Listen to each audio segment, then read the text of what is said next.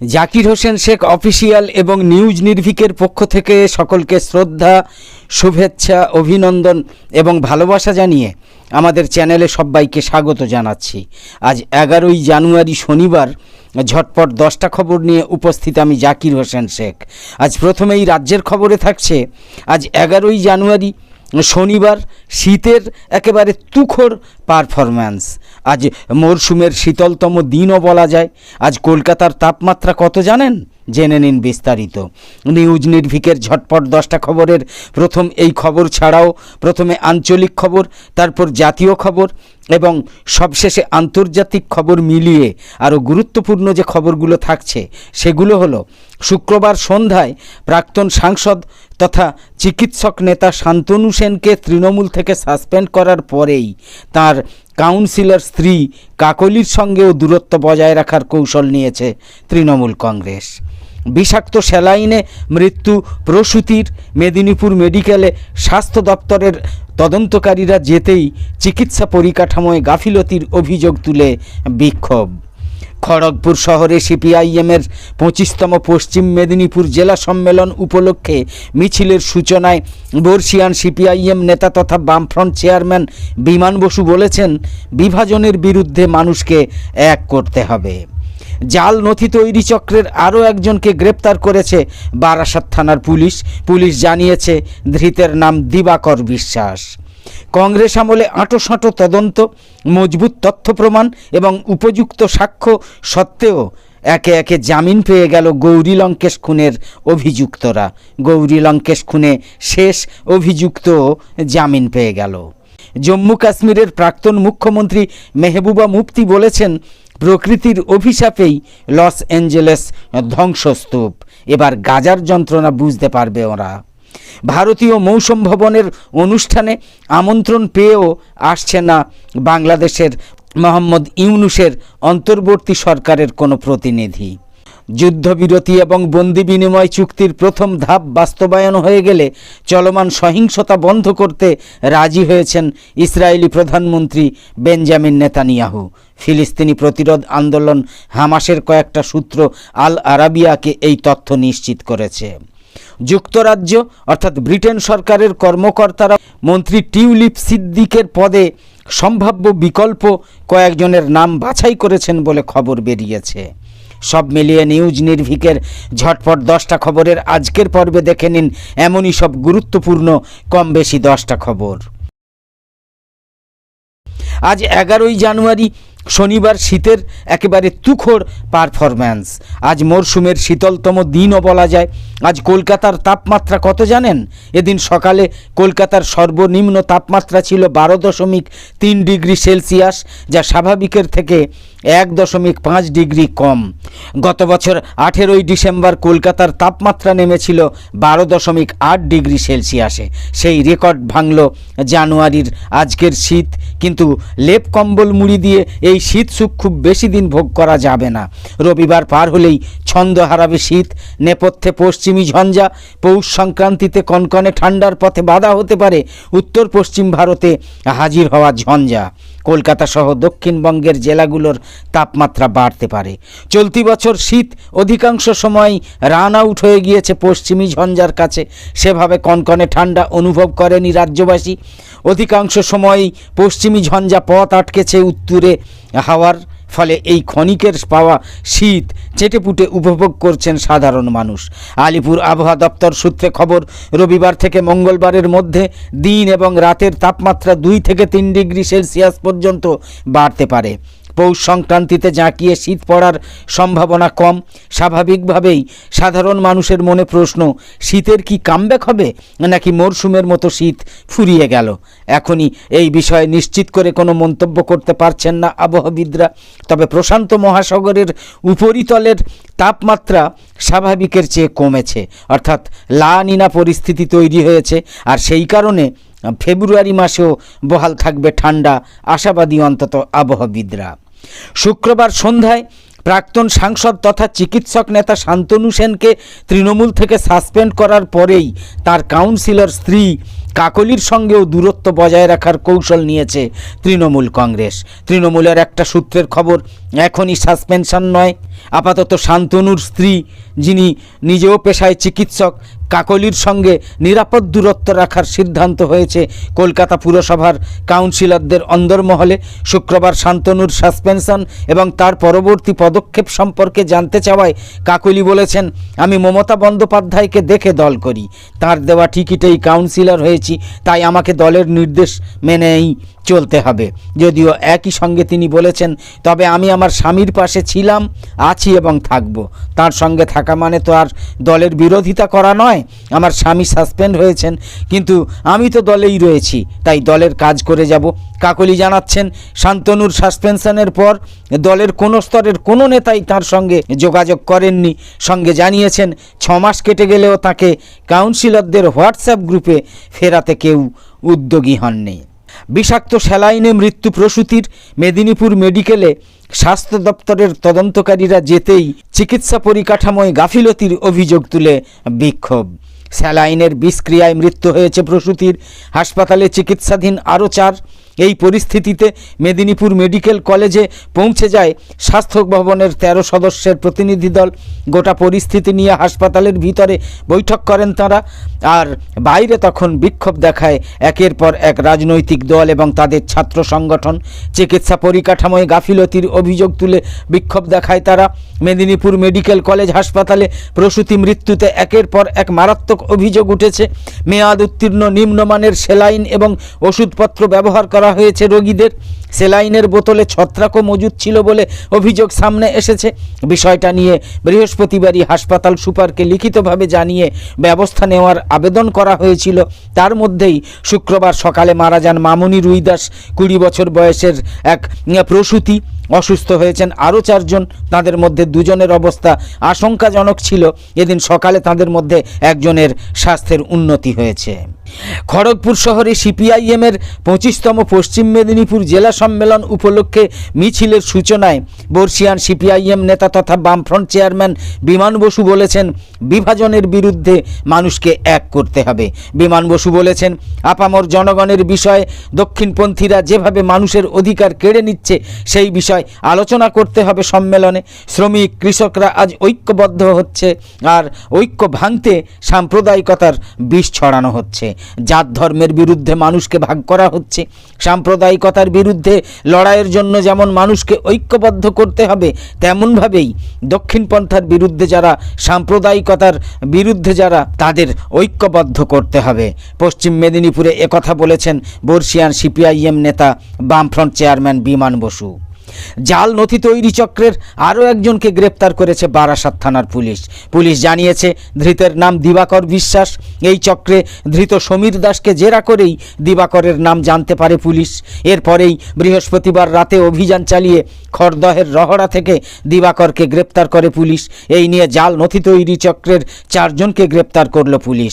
শুক্রবার ধৃতকে বারাসাত আদালতে তোলা হলে পুলিশি হেফাজতের নির্দেশ দিয়েছেন বিচারক। এদেশে বসবাসের জন্য জাল নথি ব্যবহার করে বাংলাদেশি নাগরিকদের জন্য ভারতীয় পরিচয়পত্র বানিয়ে দিত দিবাকর, সেই বিষয়ে পুলিশ জানতে পেরেছে। মূলত ভোটার, প্যান কার্ড সহ জন্মের শংসাপত্র বানিয়ে দিত সে। মেডিকেল ভিসার মেয়াদ উত্তীর্ণ হয়ে যাওয়া বাংলাদেশি নাগরিক এবং অনুপ্রবেশকারীদের এদেশে বসবাসের জন্য জাল নথি তৈরি চক্রের তদন্ত চালিয়ে 2 দিন আগেই বারাসাতের নবপল্লী থেকে সমীর দাসকে গ্রেপ্তার করে পুলিশ। এবার তার এক সহযোগীও ধরা পড়ল পুলিশের জালে। পুলিশ প্রাথমিক তদন্তে জানতে পেরেছে, সমীর এবং দিবাকরের বাড়ি ছিল বাংলাদেশের চট্টগ্রামের একই এলাকায়, ফলে দুজনেই পরস্পরের পরিচিত। দিবাকর এদেশে চলে আসে 1986 সালে। বাংলাদেশে দিবাকরের বহু পরিচিত এবং আত্মীয় স্বজন রয়েছে। অন্যদিকে ধৃত সমীরেরও বাংলাদেশের লোকজনের সঙ্গে ভালো যোগ রয়েছে। দিবাকর এদেশে এসে অশোকনগরে থাকতে শুরু করেছিল। ল ক্লার্কের লাইসেন্স বানিয়ে দিবাকর বারাসাত আদালতে কাজ করত বলেও জানতে পেরেছে পুলিশ। পরবর্তীতে অবশ্য রহড়ার একটা ফ্ল্যাট নিয়ে থাকছিল দিবাকর। চিকিৎসার জন্য এদেশে আসার পর মেয়াদ উত্তীর্ণ হয়ে যাওয়া বাংলাদেশি নাগরিকরাই ছিলেন মূলত সমীর আর দিবাকরের ক্লায়েন্ট। কে কখন মেডিকেল নিয়ে এদেশে আসছেন বা বাংলাদেশ বাংলাদেশি অনুপ্রবেশকারীদের সঙ্গে দুজনের যোগাযোগ ছিল, তাদের এদেশে থাকার ব্যবস্থা করত সমীর, এমনটাই খবর পুলিশ সূত্রে। সমীরই বাংলাদেশের জন্য জাল নথি, ভুয়ো ঠিকানা ব্যবহার করে এদেশের আধার কার্ড তৈরির জন্য পাঠাতো কৌশিক সাইবার ক্যাফেতে। বাংলাদেশি নাগরিকদের জন্য এদেশের ভোটার এবং প্যান কার্ড করানোর জন্য একটা নির্দিষ্ট ঠিকানার প্রয়োজন। সমীরের আত্মীয়ের বাড়ির ঠিকানাগুলোকে লাইসেন্সপ্রাপ্ত ল ক্লার্ক হিসেবে দিবাকর খুব সহজেই বারাসাত কোর্ট থেকে এফিডেভিট করিয়ে নিত। এর পাশাপাশি জাল নথি ব্যবহার করে বাংলাদেশি নাগরিকদের জন্য ভারতীয় ভোটার প্যান কার্ড বানিয়ে দিত দিবাকর বিশ্বাস। সমীর দাসকে জেরা করেই পুলিশ এই চক্রে যুক্ত দিবাকরের রহড়ার ফ্ল্যাটে হানা দেয় বারাসাত থানার পুলিশ। বৃহস্পতিবার রাতে কয়েক ঘন্টা জেরা করে বেশ কিছু অসঙ্গতি ধরা পড়ে, তারপরেই দিবাকরকে গ্রেপ্তার করে পুলিশ। এই প্রসঙ্গে বারাসাত পুলিশ জেলার পুলিশ সুপার প্রতীক্ষা ঝাড়খড়িয়া বলেছেন, ধৃত সমীর দাসের কাছ থেকেই দিবাকরের নাম জানা গিয়েছে। জাল নথি তৈরি সংক্রান্ত বিষয়ে সমীরের সঙ্গে দিবাকরের ফোন চ্যাটও পাওয়া গিয়েছে। ধৃতের মোবাইল বাজেয়াপ্ত করা হয়েছে। সমীর এবং দিবাকরকে মুখোমুখি বসিয়ে জেরা করে জাল নথি তৈরি চক্রে আরও তথ্য জানার চেষ্টা করা হচ্ছে। কংগ্রেস আমলে আঁটোসাঁটো তদন্ত, মজবুত তথ্য প্রমাণ এবং উপযুক্ত সাক্ষ্য সত্ত্বেও একে একে জামিন পেয়ে গেল গৌরী লঙ্কেশ খুনের অভিযুক্তরা। গৌরী লঙ্কেশ খুনের শেষ অভিযুক্ত জামিন পেয়ে গেল। মোট 18 জন অভিযুক্তর মধ্যে একজন এখনও অধরা, বাকি 17 জনের মধ্যে 16 জনের জামিন মিলেছিল। সবচেয়ে মারাত্মক অভিযোগ ছিল যার বিরুদ্ধে, সেই শারদ কালাস্কারেরও জামিন হয়ে গেল গতকাল শুক্রবার। বেঙ্গালুরুর একটা কোর্ট জামিন দিতে গিয়ে যুক্তি দেখিয়েছে যে যখন একই মামলায় 16 জন জামিন পেয়েছে, তাহলে 17 নম্বরের জামিন হবে না কেন? সমতা বজায় থাকতে হবে। সুপ্রিম কোর্টও বলেছে বিনা বিচারে দীর্ঘ সময় আটকে রাখা উচিত নয়। তাছাড়া এই অভিযুক্ত সম্পর্কে পুলিশ অভিযোগ দিয়েছে, এই ব্যক্তি অর্থাৎ ওই কালাস্কার সংগঠিত অপরাধ সিন্ডিকেটের সঙ্গে জড়িত। এই ব্যক্তি অন্যদের অস্ত্র চালানোর ট্রেনিং দিয়েছে, কিভাবে দুর্জনদের চিহ্নিত করা হবে এবং কিভাবে পিস্তল এবং এয়ারগান ব্যবহার করা হবে সেই বিষয়ে ট্রেনিং দিয়েছে। ফায়ারিং প্র্যাকটিস করেছে, ক্যারাটে প্র্যাকটিস করেছে, পেট্রোল বোমা এবং সার্কিট বোমা প্রস্তুত করেছে বলে অভিযোগ থাকলেও এই ব্যক্তি গৌরী লঙ্কেশ খুনে প্রত্যক্ষভাবে জড়িত ছিল একথা স্পষ্ট করে বলা হয়নি। এই ব্যক্তি 2018 সালের সেপ্টেম্বর থেকে হেফাজতে রয়েছে এবং দ্রুত শুনানির দাবি জানিয়ে যাচ্ছে। তাই দীর্ঘ সময় তাকে আটক রাখা সংবিধানের 21 নম্বর ধারার খেলাপ, সেই জন্যই জামিন মঞ্জুর করে দেয়া হলো। লঙ্কেশের আইনজীবী আপত্তি জানান, অভিযুক্তরা বাইরে এলে সাক্ষীদের উপর প্রভাব বিস্তার করতে পারে। এই যুক্তির জবাবে বিচারক বলেছেন 16 জন ইতিমধ্যে জামিনে রয়েছে আর সাক্ষ্য গ্রহণ প্রায় শেষ। সাক্ষ্য গ্রহণ গোপনে নেওয়া হয়েছে, সাক্ষীদের পরিচয় জানার উপায় নেই, তাদের মধ্যে বেশিরভাগ পুলিশ, তাই সাক্ষীদের প্রভাবিত করার যুক্তি টেকে না। এই মামলায় কর্ণাটক হাইকোর্ট সম্প্রতি জামিন দিয়েছিল কয়েকজন অভিযুক্তকে। লঙ্কেশের পরিবার সুপ্রিম কোর্টেও পৌঁছেছিল, কিন্তু জামিন বাতিল হয়নি। উল্লেখ্য, কর্ণাটকের বিখ্যাত লেখিকা, সম্পাদক এবং কট্টর হিন্দুত্বের তীব্র বিরোধী সমাজকর্মী হিসাবে পরিচিত গৌরী লঙ্কেশকে তাঁর বাড়ির গেটের সামনেই গুলি করে হত্যা করা হয়েছিল। 2017 সালে কংগ্রেস জমানায় পুলিশের তদন্ত টিম এই খুনে আসামিদের সন্ধান করতে নেমে প্রথমে জানতে পারে সনাতন সংস্থা নামে একটা সন্ত্রাসী এবং গুপ্ত ঘাতক দল সারা দেশে নেটওয়ার্ক বিস্তার করে বসে রয়েছে। ইতিপূর্বে মহারাষ্ট্রে 3 জন সমাজকর্মী খুনে এই ঘাতক দলই জড়িত। তাদের ডায়েরিতে আরও 30 জনের নাম ছিল। পরে গোপনে পুলিশ তাদের সুরক্ষার ব্যবস্থা করে দেয়। কর্ণাটক পুলিশ জানতে পারে লঙ্কেশ খুনে মন্ত্রপড়া অস্ত্র ব্যবহার করা হয়েছিল। ঘাতকরা 2 বছর ধরে ওত পেতে বসেছিল কর্ণাটকে। তাদের অস্ত্র কারখানার হদিশও পাওয়া গিয়েছিল। তারা বিভিন্ন আশ্রমে বৈঠক করেছিল পুলিশ গোয়েন্দাদের চোখে ধুলো দেওয়ার জন্য। সাদা পোশাকের মানুষও জড়িত ছিল এই টিমে। নিহতদের পরিবার ভেবেছিল অপরাধীরা সাজা পাবে। এই সব খুনিরা দুর্জনদের খুন করাকে পুণ্যের কাজ বলে মনে করছিল। কর্ণাটক পুলিশ এই সন্ত্রাসী চক্রের চাই মাথার কাছে পৌঁছানোর আগেই সরকার বদলে যায়। কর্ণাটকে বিধায়ক ভাঙিয়ে বিজেপি ক্ষমতায় আসে, আর তারপর থেকে অভিযুক্তরা একে একে জামিন পেয়ে যাচ্ছে খুনে অভিযুক্ত হয়েও। জম্মু কাশ্মীরের প্রাক্তন মুখ্যমন্ত্রী মেহবুবা মুফতি বলেছেন, প্রকৃতির অভিশাপেই লস অ্যাঞ্জেলেস আজ ধ্বংসস্তূপ। এবার গাজার যন্ত্রণা বুঝতে পারবে ওরা। প্রকৃতির রৌদ্ররসে জ্বলছে আমেরিকা, প্যালিসাডেসের বিধ্বংসী দাবানলে পুড়ে ছাই পুরো হলিউড। এই ঘটনায় এখনও পর্যন্ত 10 জনেরও বেশি মানুষ প্রাণ হারিয়েছেন। বাস্তুচ্যুত লক্ষাধিক। সংশ্লিষ্ট ঘটনায় উদ্বেগ প্রকাশ করেছে বহু বিশিষ্টজন, আর সেই তালিকায় নয়া সংযোজন মেহবুবা মুফতি। এদিন সোশ্যাল সাইটে পোস্ট করে তিনি লিখেছেন, বিধ্বংসী আগুনে কার্যত শ্মশানে পরিণত হয়েছে ক্যালিফোর্নিয়া। ঘটনাটা সত্যিই উদ্বেগজনক। যে বা যারা এই ভয়ানক পরিস্থিতির সঙ্গে যুঝে চলেছেন তাদের জন্য প্রার্থনা করি, তবে এটা প্রকৃতির সঙ্গে অত্যাচারী আচরণের অভিশাপ বই কিছুই নয়। মানুষ প্রকৃতির যা অপব্যবহার করছে তারই ফল এটা। প্রকৃতির প্রতিশোধ বলে একটা ব্যাপার আছে, প্রকৃতি সেই প্রতিশোধটা নিচ্ছে। মেহবুবা মুফতি আরও বলেছেন, সময়ের সঙ্গে সঙ্গে এই ক্ষতি পূরণ হয়ে যাবে, কিন্তু তবে আমাদের গাজা নিয়ে বেশি চিন্তিত হওয়া দরকার। হানাদার ইসরায়েলের বিরুদ্ধে যে বা যারা লড়ে চলেছেন তাদের জন্য উদ্বেগ প্রকাশ করে এদিন তিনি বলেছেন, গাজায় বেঞ্জামিন নেতানিয়াহু সরকার যা করছে তা অমানবিক। এই ক্ষতি কিন্তু পূরণ হওয়ার নয়। যে হাজার হাজার মানুষ গাজা যুদ্ধে শহীদ হয়েছেন তাদের পাবেন কি করে? সংশ্লিষ্ট যুদ্ধে কত মানুষ সর্বস্ব হয়ে গিয়েছেন, মাথার উপরে ছাদ কিংবা মেঝেটুকু পর্যন্ত নেই তাদের। অথচ বিশ্বের একাংশ মানুষ তাদের কথা চিন্তাই করছে না। একদিকে দাবানল কাণ্ডে কিছু মানুষ মানবিকতার একখান দিয়ে উদ্বেগ প্রকাশ করছেন, অন্যদিকে তাঁরাই গাজায় ধ্বংসযজ্ঞের বিরুদ্ধে মৌনব্রত পালন করছে। কেমন দ্বিচারিতা এদের! আশা করছি কোনো মানুষের বাড়িঘর এবং জীবন ধ্বংস হয়ে গেলে কেমন অনুভূতি হয় এবার বুঝবে ওরা। গত মঙ্গলবার সান্টা মনিকা এবং মালিবুর মধ্যবর্তী অন্তত 1262 একর জমি দাবানলে জ্বলতে শুরু করে। শুকনো আবহাওয়ায় প্রবল হাওয়ায় দ্রুত আগুন ছড়িয়ে পড়ে। টানা 3 দিন ধরে জ্বলছে ক্যালিফোর্নিয়া। মৃতের সংখ্যা বেড়ে দাঁড়িয়েছে 10, যদিও অসমর্থিত সূত্রের দাবি মৃতের সংখ্যা অনেক অনেক বেশি। ভারতীয় মৌসুম ভবনের অনুষ্ঠানে আমন্ত্রণ পেয়েও আসছে না বাংলাদেশের মোহাম্মদ ইউনূসের অন্তর্বর্তী সরকারের কোনো প্রতিনিধি। ভারতের মৌসুম ভবনের 150 বছর পূর্তি উপলক্ষে অনুষ্ঠানে অন্যান্য পড়শি দেশের সঙ্গে ডাকা হয়েছিল বাংলাদেশকেও, কিন্তু মোহাম্মদ ইউনূসের নেতৃত্বাধীন বাংলাদেশের কেউ সেই অনুষ্ঠানে আসছেন না। সংবাদ সংস্থা পিটিআইয়ের রিপোর্ট অনুযায়ী বাংলাদেশের আবহাওয়া দপ্তরের কর্তা জানিয়েছেন, তাদের তরফে কোনো প্রতিনিধি ভারতের আমন্ত্রণ রক্ষা করতে যেতে পারছেন না। এই বিদেশ ভ্রমণকে অনাবশ্যক বলে মন্তব্য করেছেন তিনি। ভারতীয় আবহাওয়া দপ্তর মৌসুম ভবনের অর্থাৎ আইএমডির 150 বছর উপলক্ষে একটা বিশেষ আলোচনা সভার আয়োজন করেছে। তার নাম দেওয়া হয়েছে অবিভক্ত ভারত।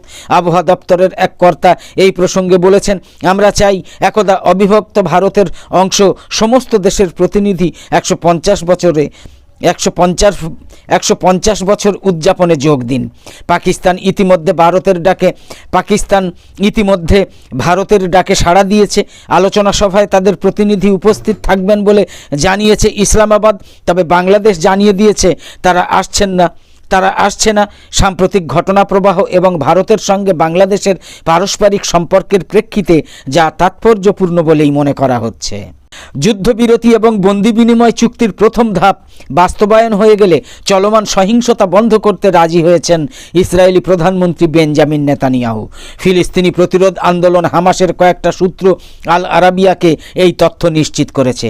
কিছুদিন আগে লেবানন ভিত্তিক গণমাধ্যম KAN নিউজ এক প্রতিবেদনে বলেছিল যে কাতার ইসরায়েলকে একটা ইতিবাচক বার্তা পাঠিয়েছে। সেখানে তারা জানিয়েছে একটা যুদ্ধবিরতি এবং বন্দি বিনিময় চুক্তির বিষয়ে আলোচনা করতে প্রস্তুত রয়েছে হামাস। KAN এর ওই প্রতিবেদনের পর আল আরাবিয়া এই প্রতিবেদনটা প্রকাশ করেছে। হামাসের একটা সূত্র KAN-কে আরও বলেছিল যে যুদ্ধবিরতি কেন্দ্রিক আলোচনা শুরু করার জন্য বিতর্কিত কিছু বিষয় এড়িয়ে মূল আলোচনা শুরু করা হবে। ওই সব বিষয়ে পরবর্তী পর্যায়ে আলোচনা হবে। এমন অন্যতম বিষয় হলো মিশরীয় সীমান্ত বরাবর অবস্থিত ফিলাডেলফি করিডোর থেকে ইসরায়েলি সেনাদের অপসারণ। যুক্তরাজ্য সরকারের কর্মকর্তারা মন্ত্রী টিউলিপ সিদ্দিকের পদে সম্ভাব্য বিকল্প কয়েকজনের নাম বাছাই করেছেন বলে খবর বেরিয়েছে। যুক্তরাজ্যের ক্ষমতাসীন লেবার পার্টির মন্ত্রী টিউলিপ সিদ্দিকের স্থলে কাকে দায়িত্ব দেওয়া যায় সেজন্য সম্ভাব্য কয়েকজন প্রার্থীর নাম বিবেচনা করছে দেশটার প্রধানমন্ত্রীর দপ্তর 10 নম্বর ডাউনিং স্ট্রিট। গত বৃহস্পতিবার যুক্তরাজ্যের সংবাদ মাধ্যম দ্য টাইমসে প্রকাশিত এক প্রতিবেদনে এই তথ্য জানানো হয়েছে।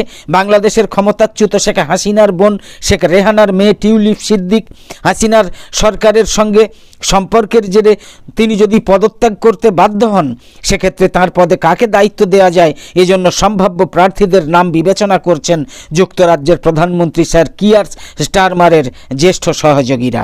টিউলিপ বর্তমানে যুক্তরাজ্যের অর্থ মন্ত্রণালয় অর্থাৎ ট্রেজারির অর্থনীতি বিষয়ক মন্ত্রী, ইকোনমিক সেক্রেটারি।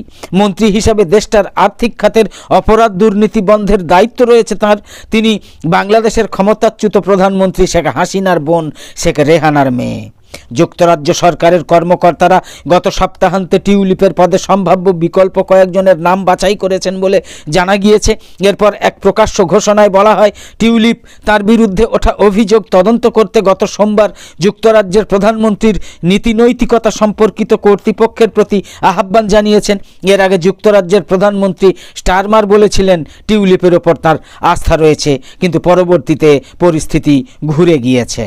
একদম শেষে বলি, আমাদের দুটো চ্যানেল, পুরনো চ্যানেল নিউজ নির্ভীক এবং নতুন চ্যানেল জাকির হোসেন শেখ অফিসিয়ালে আলাদা আলাদাভাবে ভিন্ন রূপে, ভিন্ন আঙ্গিকে আঞ্চলিক, জাতীয় এবং আন্তর্জাতিক বিষয়ক যে কোনো খবরের মধ্যে খবর, আড়ালে থেকে যাওয়া খবর, পুঙ্খানুপুঙ্খ বিশ্লেষণাত্মক প্রতিবেদন, শিক্ষা, ভ্রমণ, খাওয়া দাওয়া, খেলা, ধর্ম, রাজনীতি, অশ্লীলতা বর্জিত বিনোদনমূলক সাংস্কৃতিক চর্চা, অশ্লীলতা বর্জিত বিনোদনমূলক সাংস্কৃতিক অনুষ্ঠান ইত্যাদি নিয়ে নিয়মিত ভিডিও প্রকাশ এবং লাইভ সম্প্রচার করা হয়। আমাদের দুটো চ্যানেল, পুরনো চ্যানেল নিউজ নির্ভীক এবং নতুন চ্যানেল জাকির হোসেন শেখ অফিসিয়ালে আলাদা আলাদাভাবে ভিন্ন রূপে, ভিন্ন আঙ্গিকে উপস্থাপন করা এইসব গুরুত্বপূর্ণ ভিডিওর বা লাইভ সম্প্রচারের নোটিফিকেশন পেতে ইউটিউবে সাবস্ক্রাইব এবং ফেসবুকে লাইক ও ফলো করে সাথে সাথে আমাদের আরও নতুন নতুন ভিডিও এবং লাইভ সম্প্রচারে উৎসাহিত করতে লাইক, কমেন্ট এবং শেয়ার করে নিউজ নির্ভীক এবং Zakir Hossain Sheikh official YouTube channel আর ফেসবুক পেজের